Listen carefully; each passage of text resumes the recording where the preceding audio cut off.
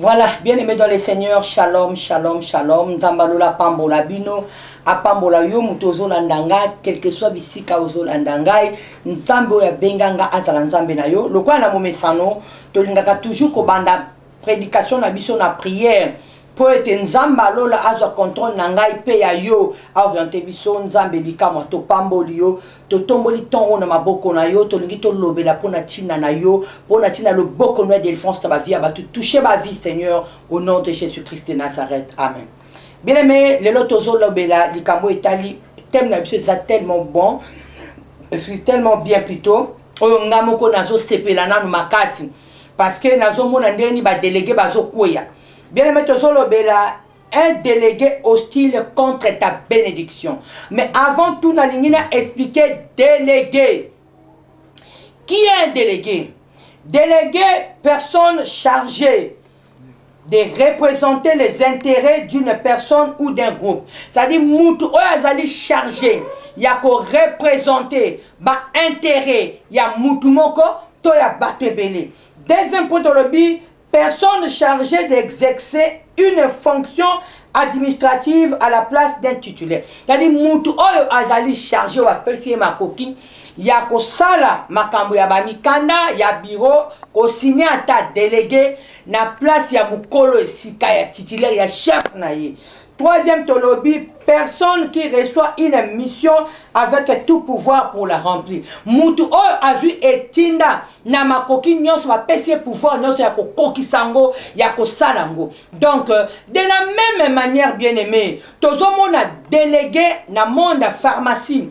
Ici à na Congo précisément na zolo passe ngai na zaka na Congo na RDC Kinshasa, to mona ka ba délégué. Chaque produit o bimaka na dépôt pharmaceutique na firme pharmaceutique moko ba pesa kango nena ba délégué rôle ba délégué zali tangu firme bimisi produit ne délégué azo soit produit accueilli na ba centre hospitalier ba hôpitaux ba cabinet médical na ba pharmacie ko présenter produit na bango et puis ko pesa bango gratuit. Je suis la femme de médecin, mon mari est un pédiatre na mona ba pédiatre, il y a d'autres ba délégués, d'autres délégués ba yaka ba yebisi pe docteur banda ko koma ba kisi na biso, il y a des cadeaux au ba mais bah pesa quand même dans ma médecin pour la utilisation de produit na bango mécanisme wana ndenge salamaka na moye pas ba délégué et il y a aussi des délégués spirituels dans le monde satanique oh et salamaka na même mécanisme délégué hostile c'est-à-dire etine motinda ya motema mabe contre lipamboli na yo. Délégué hostile, motema mabe, motema ya zua contre l'ipamboli na yo. Et bon Dieu yeba. Chaque jour, chaque famille, bazalaka na délégué spécial na bango, de génération en génération. Chaque famille, bazala délégué. Bien aimé, bon s'abonner massivement. Partagez le message, s'il te plaît, on te partagez. N'engo partagez, n'engo déjà délivrance. Alors chaque famille, de génération en génération, bazaka na ba délégué na bango spirituel satanique hostile na zolo bango. Motema mabe. Et ba délégué à bongo, ba préparer bango na kimukolo te préparer bango azam na kati libumu. Ba préparer tanga zo botama, ba sali ba service, ba sali ba sacrifice pour na ye. Et à cause de la délégué moko méchant ou méchante, a ko voler na libota tia ko kola, a ko détruire libota, a ko saccager libota, a ko baby sa libota. Na sima ko sala makambo soka nga kufa légué pouvoir na batu mususu. Azo légué de génération en génération za musale banda uta mutaliboso na libota notilelo. Kala na bakoko na. Bien aimé ngomoni oh des chroniques zo ebisa biso boy. To tanga makomi. Des chroniques 33:6 Bible lobi na biso. Il fit passer ses fils par le feu dans la vallée des fils de Hinnom. Il observait les nuages et les serpents pour en tirer des pronostics. Il s'adonnait à la magie et il établit des gens qui évoquaient les esprits et qui prédisaient l'avenir. Il fit de plus en plus ce qui était mal, ce qui est mal aux yeux de l'Éternel, afin de l'hériter. Et ça na muto salama kamboyo. Alekisa bana ili kolo ya moto. Alekisa pepe na mo mabana e bangumba me na banyoka. bana yeba koma ki bato bazo tala nuage na likolo ba tirer pronostic na ba vie à batu bela soko utana libota boye bisango pangola ndenge ezala muto ba lekisa na moto ya kindoki uniquement pour baby sa vie na yo c'est lui le délégué hostile oya zo pekisa lipambo na vie na yo okimi na kata libota me yeba ka na spécialité les experts na matière wana ba lekisi na moto utana kata libun tanga bota miso katali nuage a tirer pronostic à vie na yo atali mabela tirer pronostic à vie na yo spirituellement ça na ba dossier na bios na maboko dossier ezali benebe zonga na nombre 22 verset 6 on constate que Balaam azoyebisa Israël senga na nous dossier Balak azoyebisa Balaam senga dossier basengi dossier Israël afin balakela bango babe Balaam avant bana kosakola likolo Israël abana kosala ba sacrifice ezaki pozo dossier Israël atala makamno ezala kata dossier Israël tanga bandi kotala vie na bango baza likolo ngomba baza boye ndako kakite. Mais il y a des gens qui tirent un pronostic dans la vie chaque jour. Et il faut y avoir les délégués. Les délégués sataniques hostiles, qui la vie, tu as un délégué. Chaque mois, chaque année, va produire un monde de ténèbres préparé pour nous.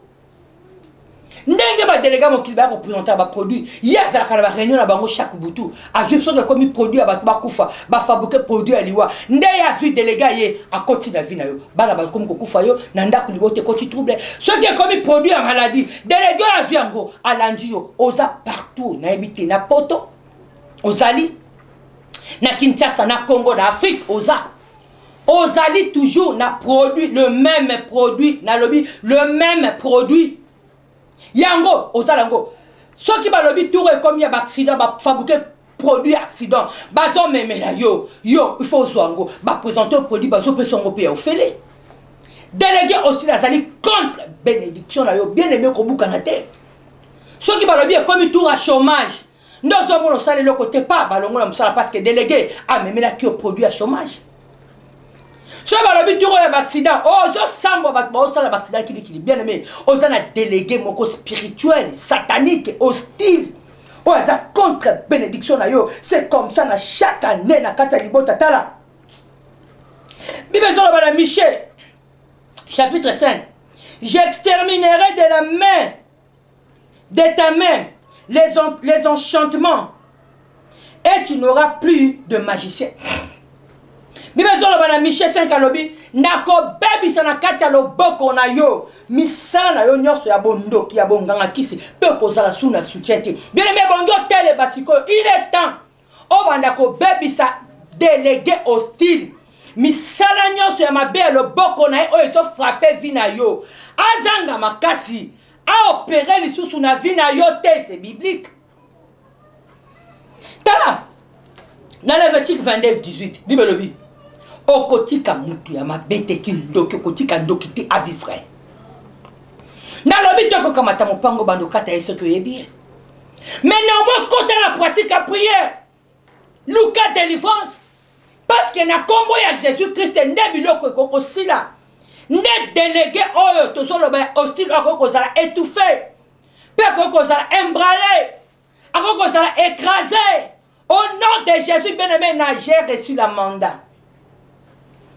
N'a eu mandat, n'a eu procuration pour la likambo na yo, pour la délivrance à vie na yo, pour la kimé à vie na yo. Et non gamutu na pesango, mais l'Éternel est Dieu des armées. L'Éternel est Dieu des armées. L'Éternel qui a créé les cieux de la terre, c'est par le biais du Saint-Esprit, il m'a donné cette procuration. De la même manière, n'engue délégué hostile à vie na yo, a vu procuration, yako détruit vie na yo, n'a vu procuration, yako bongisa.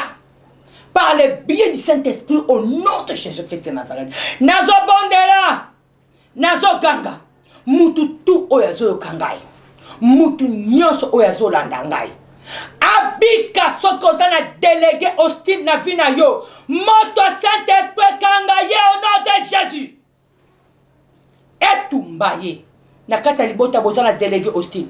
Bobota mabana ba mama kulutu bana ba mama leki bozali ebele mais ba bloka kaka libota na yonde batindela bino délégué hostile yazo saccager mapamboli na bino amona étoile na bino na musika nazo bondela nzambo ya benganga nazo bondela papa oya benganga nazobondela mokonzi oyo alokotanga oyo ntango délégué hostile akangamaki ngai na eshuwaki na domaine ya mariage première fois ntango délégué hostile akangamaki ngai lokola poso na nzoto yango ozomona likambo ya délivrance avi na yo bien aimé eza kaka te bato tala nazoloba délivrance eza mpo na église ya monene te ni mpo na église ya moke mais délivrance eza mpo na moto akokosala yango eza moto ayebi nzambe asolo moto aza na bonzambe asolo mpo eshue te yo moko ozomona te kozo eshue mingi na délivrance yango obandaki kala mais osila te likambo yango sala makasi mbalo esila na kombo ya Yesu Masiya sala makasi mbalo estope mpo na libela au nom de Jésus Christ de Nazareth benga numéro na biso ezali na yambaka chaque jour bia baculte nano ebandi te naza du lundi au vendredi naza na bapel à WhatsApp soki oza awa na Kinshasa ozwi occasion ya kolanda chaîne na biso oyo ya YouTube yaka toza na avenue Twana numéro 3 na commune ya Lemba soki okomika na rond-point super Lemba ozwi bataxi ekende termine c'est dans lango 300 francs pamba olobi okitanga na arrêt Tumba ntango ozokita na Tumba otuni avenue Twana eza numéro 3 église des vrais adorateurs ville des refuges c'est là où okutanga na koplanifier baprogramme ya délivrance mpona yo soki oza libanda ya mboka benga na WhatsApp na numéro ozomona eza ya ngai toko planifier soki ozwi ngai te na téléphone ozwi ngai te sala audio epesaka mpasi bato mosusu azoluka soki azwi ngai te azolukaka ngande na kobengi naza na bato ebeni nazolandela ntango yo oza pena série oza na posa délivrance okosala mpe audio parce que à partir ya audio nakokoyeba moto tel naza na besoin nanga na sali na ndelo pour na délivrance bien aimé dans le Seigneur likambo mususu oyo ozo négliger lelo ozo kanisa négligence no lelo et kimisa likambo wana okokima ngo 20 ans plus tard ezonga liboso na ko rattraper yo alors c'est inutile la kokima oza na délégué mobimba hostile oyo atelemeli lipamboli na yo oza na délégué mobimba na mona ndeko moko na Kinshasa bien aimé azokende Chine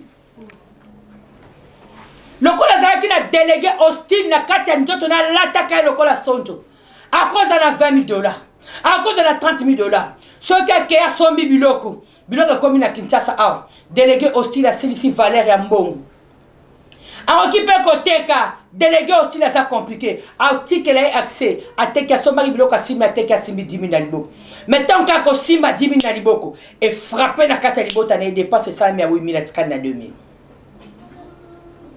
délégué hostile aza mutu asalelaka yo calcule mbongo na yo délégué hostile aza mutu asalelaka yo calcule santé na yo calcule musala na yo ya bana na yo ya mobali na yo bien aimé dans le Seigneur attention zonga oluka délivrance nazo chite awa nazo telema awa na kombo na Yesu Masiya nazo bondela yo ndeko nanga délivrance eza lisolo te tokweyaki milimo babimaki délivrance eza lisolo ya changement ya vie ya mutu est-ce que comprendre eza histoire ya changement ya vie ya mutu c'est-à-dire nazalaki kobala te na bali nabandaki kobota te na boti nabandaki kolota bamari de nuit nazolota bango lisusu te changement moko esalamaka yo mutu oyo bazoloba oza délivré oyo moko nde okonstate nga pasteur nazo constate par la foi mais yo il faut vivre yango ti physiquement il faut vivre que oui j'ai reçu la délivrance bele médicament wa Nzambe accompagne benga bo s'abonner massivement na chaîne na biso et gloire à Nzambe accompagne bino nalingina bonde la pona mutu nyonso alandi ngai éternel Dieu des armées moya lelo nazo senga moto na yo kita ebanda kotumba ba délégué nyonso hostile spirituel bakangama na viande ko na ngai ya mwasi oto ya mobali baba kota likamba libota na bango pona kobebisa bango bazika na kombo Yesu Masiya tika gloire na Jésus Christ par ton meurtrier nazo senga maintenant délivrance parce que la Bible dit c'est par ton meurtrier que nous sommes sauvés je vois l'œuvre de la croix et je proclame la délivrance au nom de Jésus Christ de Nazareth j'ai ainsi prié amen tika bika mwanzambe accompagner bino bola mwanzambe za la partage na bino na kombo na Yesu Masiya amen.